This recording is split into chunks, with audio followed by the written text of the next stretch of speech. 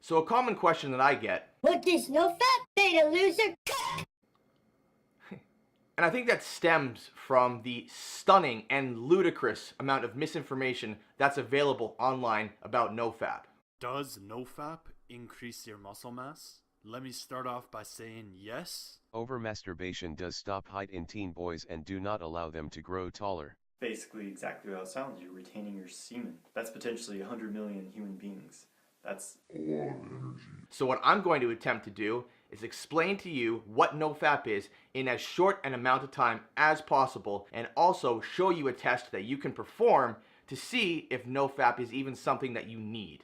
So NoFap began when groups of scattered men started congregating online to discuss the issues that they were suffering from, like ED, PE, and DE, as well as social dysfunctions like depression, social anxiety, isolation, lack of motivation, etc. One thing that these guys constantly reported was an inability to perform with partners, yet no problem getting it up for internet pornography. They also had other common symptoms like a decrease in interest in real sex, an increase in the amount of time spent watching pornography, and an escalating need for crazier and crazier forms of pornography to get themselves off.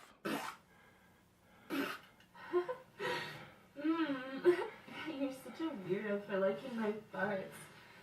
But that's okay, I'm still happy to Fuck it. oblige. These guys all started experiencing these symptoms not long after streaming tube porn sites came to prominence. Spurred on by burgeoning research, as well as a growing understanding of the plasticity of the brain, these guys started to experiment. They decided to remove a single variable from their lives, pornography, and after experiencing a prolonged period with lack of libido, symptoms of ADHD, withdrawal, cravings to use, all the classical symptoms of an addiction, eventually these guys started to see their conditions improve and their interest for real sex and intimacy with their real partners return. As more research was being published about the effects of internet pornography and more anecdotes were appearing online about guys' successes, people started putting two and two together. They started realizing somehow porn had altered the reward circuitry in their brain, and by successfully removing that pornography, they had rebooted their brains. Their sexual issues, lack of motivation, depression, all improved. And often these transformations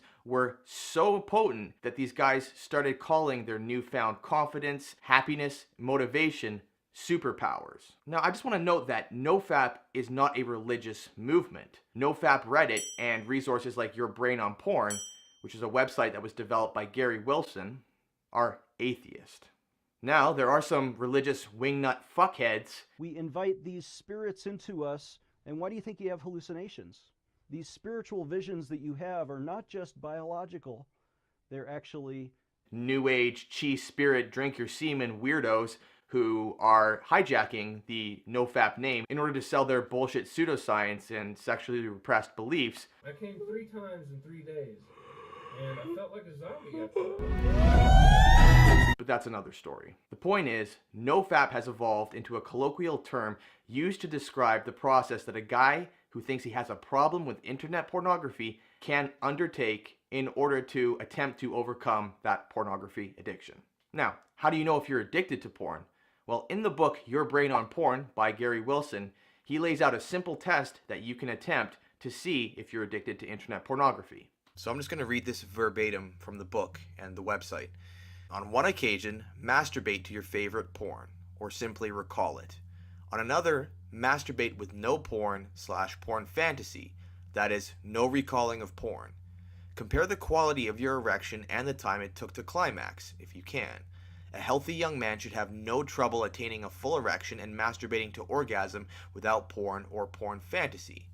If you have a strong erection in number 1, but erectile dysfunction in number 2, then you have porn-induced ED. If number 2 is strong and solid, but you have trouble with a partner, then you have anxiety-induced ED. If you have problems during both 1 and 2, you may have severe porn-induced ED or an organic problem.